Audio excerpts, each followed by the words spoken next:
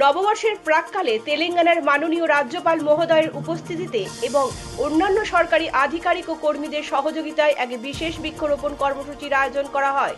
এই মহৎ উদ্যোগের নেতৃত্ব দেন পজিটিভ বার্তার নারী উদ্যোক্তারা, যা পরিবেশ সংরক্ষণ ও নারী ক্ষমতায়নের এক অনন্য দৃষ্টান্ত স্থাপন করে। এই বৃক্ষরোপণ কর্মসূচি নববর্ষকে স্বাগত জানানোর সঙ্গে সঙ্গে সবুজ ও সুস্থ ভবিষ্যতের বার্তা বহন করে। বিভিন্ন দেশীয় প্রজাতির চারা রোপণের মাধ্যমে পরিবেশের ভারসাম্য রক্ষা ও জলবায়ু সচেতনতার গুরুত্ব তুলে ধরা হয়।